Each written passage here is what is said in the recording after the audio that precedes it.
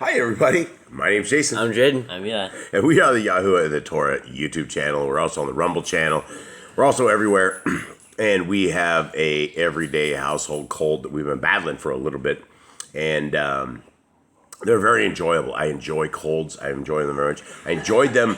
Oh, there's Mr. Cole. She's over there enjoying her cold as well.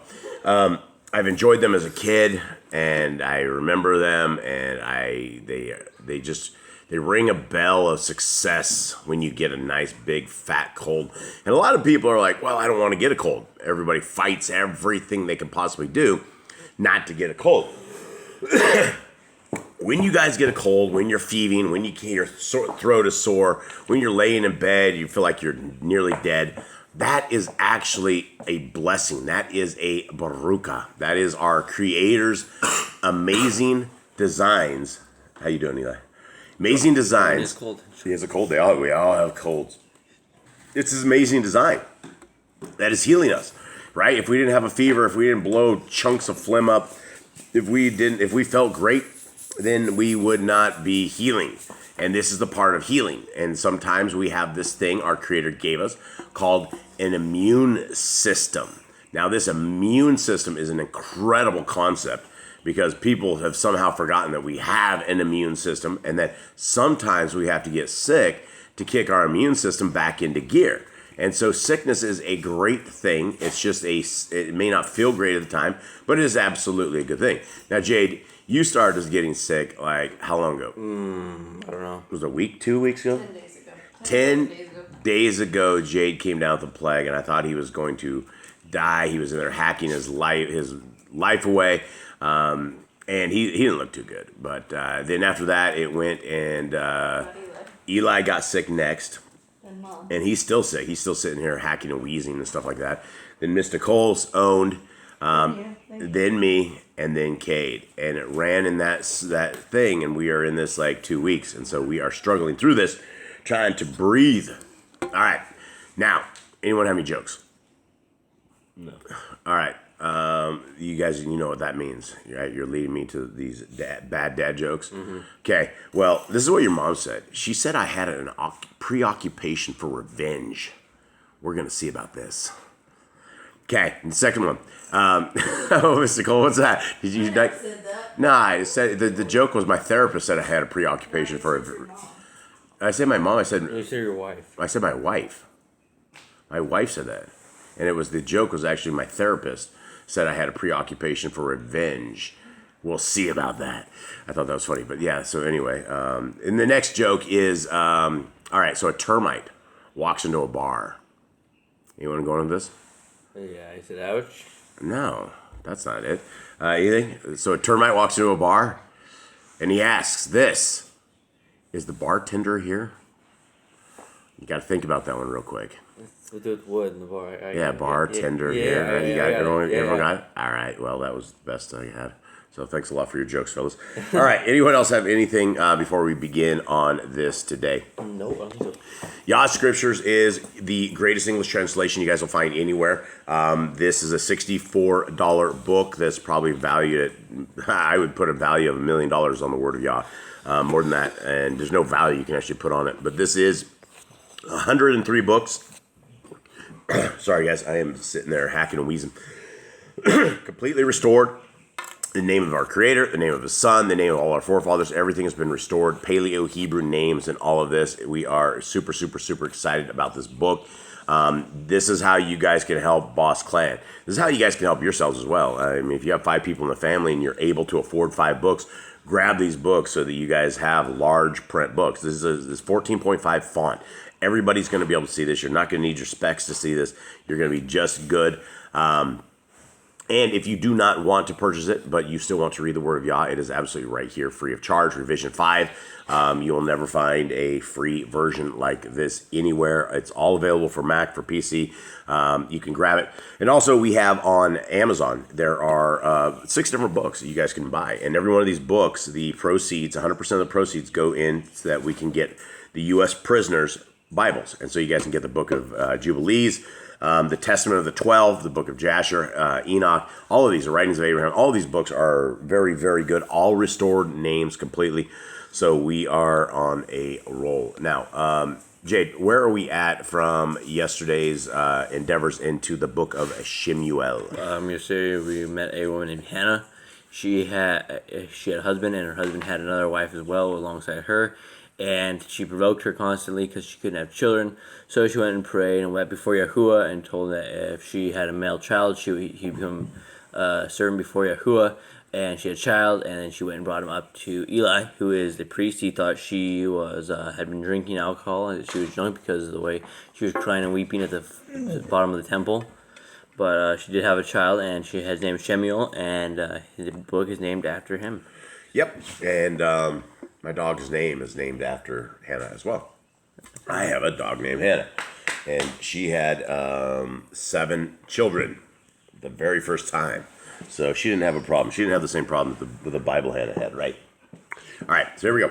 Chapter 2. And Cana prayed and said, "My heart rejoices in Yahuwah. My horn has been high in Yahuwah. My mouth is opened wide over my enemies, for I have rejoiced in your deliverance. There is no one, Kadesh, like Yahuwah, for there is no one besides you, and there is no rock like our Elohim. Do not multiply words so proudly. Proudly, let no arrogance come from your mouth. For Yahuwah is an ale of knowledge, and by him deeds are weighed." Now, does this woman seem happy to you? I think so. I think so. Is this a sound? I think it's like sounds of like happiness. Yeah, this isn't the sound of weeping. Okay, 4. Bows of the mighty are broken, and those who stumble shall be girded with strength. The satisfied have hired themselves out for bread, and the hungry have ceased. Even the barren has borne 7, and she who has many children pines away. Yahuwah puts to death and makes alive. He brings down to the grave and raises up. Yahuwah makes poor and makes rich. He brings low and lifts up. He raises the poor from the dust. He lifts the needy from the dunghill to sit with the princes and make them inherit a throne of esteem. For the supports of the earth belong to Yahuwah, and he has put the world upon them. Okay, this is a theme of the scriptures a little bit, and I think we should talk about this. It says the supports of the earth belong to Yahuwah. Now, if we were a bunch of monkeys on a spinning water ball, and the earth was spinning around in a circle, around and around, and then it was around the sun, what kind of supports would the earth have? I don't know. Would it have any supports? No. It wouldn't have any supports. There would be no supports. So why does the scriptures keep telling us about the supports of the earth? And that the earth is unmovable, that is a fixed object, that it is it's a footstool of our Creator. Does that sound like the spinning hoax of the ball earth that we've been presented with? No. It doesn't. And I'm just trying to get some input from you, and that's it. No, yes, no. Okay. Are you a monkey on a spinning water ball? No. Why do you think the earth is round or flat? Flat. Why? Because what the Bible says. What It talks about anything else besides foundations of the earth flat. We don't feel movement. Yeah, Eli, is it flat or round, buddy? Flat. Why do you say that? You sound indoctrinated. Maybe your parents are crazy. Do they have a tinfoil hat? Probably. I think before we did. Yeah, before did we have it? We actually did. We did. I think we made a couple of jokes. We have had tinfoil hats. There's some fun jokes too, and they fit well on me, right? It was a custom size. Now, is what would lead you outside of scriptures to think that the world isn't spinning around? What observations have you guys made that would lead you to deduce that it's an unmovable object? Because you'll have these guys that say that they've jumped out of airplanes and they can see a slight curve, and I don't think people understand that the mathematics that they give us is like it's very. You should see a curve at under 2 miles. If you're jumping out of an airplane up high, you should, without a shadow of a doubt, see a curve. And I will tell you, as a microwave engineer all my life, there is no curve. You do not build a microwave network based on curve. It does not exist. And so yet here we are with another one of these hoaxes that, we are in the end times, and the people of the world prior to this never thought the world was round. They never ever thought about it. This is a Freemason hoax that it seems like most people cannot get out of their indoctrination with. So back to that, Eli, what observations do you see out in the world that would lead you to believe that the world is spinning or it is stationary? Or there's flat, right? Yes. Yeah. One thing is the planes don't have to like you fly down an angle to like fly around. Yeah. They just have to go flat. Yep, and we talked to pilots before. We've seen many accounts of pilots, and pilots do not. If you were going over a round ball, your nose would always have to be tilted down. You'd have to be getting inclined, and you'd also have to be pointing the nose down. What else? What else do you guys see that would lead you guys to believe that it's not spinning? Oh, the water's not flying around her. Water's not flying around Earth. I would say the wind, right? You only have certain times of wind, and somehow they've hoaxed everybody to think that you can be spinning like 1,000 miles an hour, and you're not going to have any wind. You're not going to have any kind of anything. Yet we have there's lakes and there's things that are perfectly still that you can see. It's just a reflection of glass. Nothing ever moves. It's just there's not a single piece of evidence that we can look at using our common sense that we would go, wow, we must be spinning around in a circle. And so when people have told us all of these indoctrination lies, then they are pushing the creator away from you when our creator is right outside the dome. And that's how this all works. That's how Elon Musk's internet works. It's how satellite internet works. There's no such things as satellites. They do not exist. And guys, I've installed Dish Network for many, many, many years. And yes, this is off the course of our thoughts. But you align it into a micrometer of exactly where it is. And if it moves to the left, just a hair, or to the right, or up or down, and you lose your TV. That would lead people to believe that satellites, if they did exist, aren't moving at all. Like there's zero movement, either up or down or anything. And so you're able to float in space without any kind of movement. Those are all things that you can use as common sense to debunk the entire hoax. And, I guess it's not a salvation issue, but it is a common sense thing. And the more people that snap out of this, the ball in every classroom hoax, it's good. And so let's continue on. That's what our job is. Our job is to keep people awake. All right, where are we at, Jade? We are on 9, I believe. Let's not go out that deep in the end. Jeez. Okay, 10. Those who oppress Yahuwah are shattered. From the Shemaim he thunders against them. Yahuwah judges the ends of the earth and gives strength to his sovereign and exalts the horn of his anointed. And Elkanah went to his house at Ramah. The youth served Yahuwah before Eli, the Kohen. Now, is it Eli? Is this Eli or Eli? It says Eli. What do we make of this name? With the little smiley. Yeah, is it? Smiley. How do we say this? Eli? I think like the one like little smiley thing is more like Ailey or something like that. So it's Eli? Something closer to that. I think What would you say? Would you say Eli or Eli? probably Eli. You think it's more Eli? All right. 11. And Elkanah went to his house at Ramah, or 12. Yeah. And the sons, I don't know if I have this right. The sons of Eli were sons of Belial. They did not know Yahuwah. And the ruling of the Kohanim with the people was that when any man offered a slaughtering, the Kohanim servants came with a 3-pronged flesh hook in his hand with the meat while the meat was cooking. And it's a fork. Yeah, well, it's actually it's a giant fork. Remember that? We looked that up one time. It's like a giant. It's just a big fork. It's like a giant. It looks like an eagle's talon thing, dude. Is what exactly it looks like. Bigger salad fork. Yeah, a huge fork. Okay, and the Kohanim would take for himself all that the flesh hook brought up. Thus they did in Shiloh to all the Israelites who came there. Also, before they burned the fat, the Kohanim servants would come and say to the man who slaughtered, "Give meat for roasting to the Kohanim, for he does not accept cooked meat from you, but raw." Where do we have that in the Torah? We don't. Some sort of command like These Jews that. are completely breaking Torah and they're abusing their Levitical powers. Yes. And if the man said to them, "Let the fat be burned up first, then take as much as your being desires," he would then answer him, "No, but give it to me now. And if not, I shall take it by strength."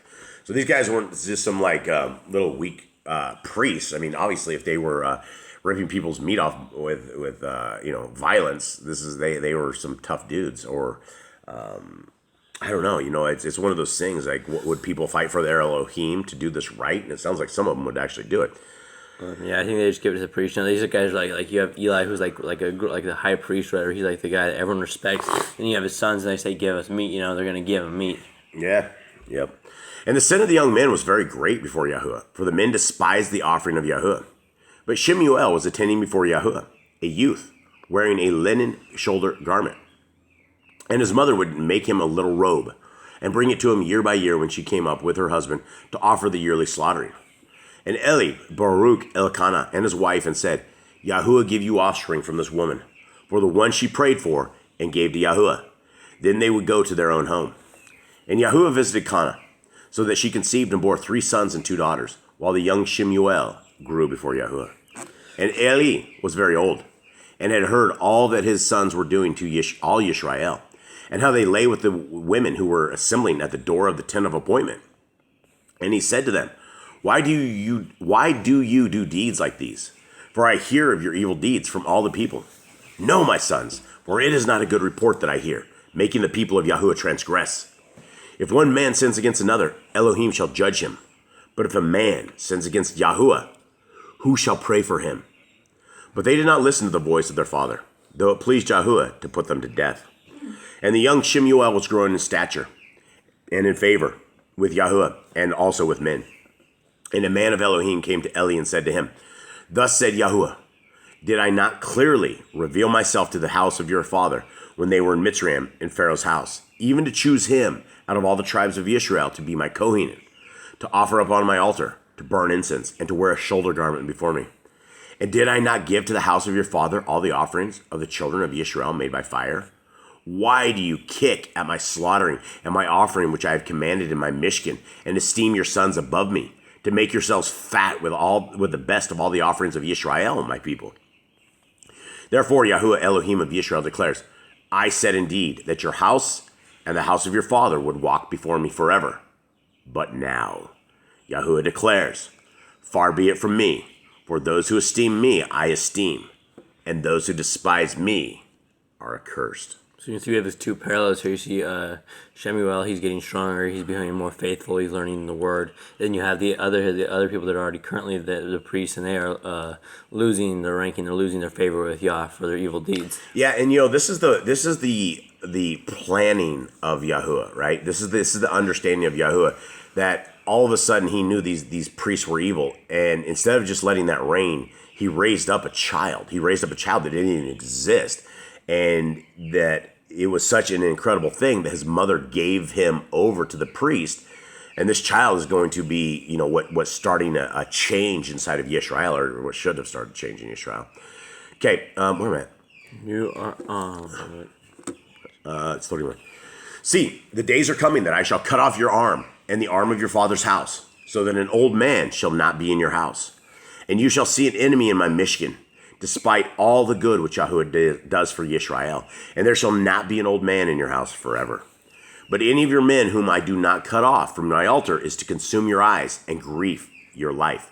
And all the increase of your house die as men. And this is the sign to you that comes upon your 2 sons, upon Kopni and Pinchas. In one day they are going to die, both of them. And I shall raise up for myself a trustworthy Kohen, who does according to what is in my heart and in my being.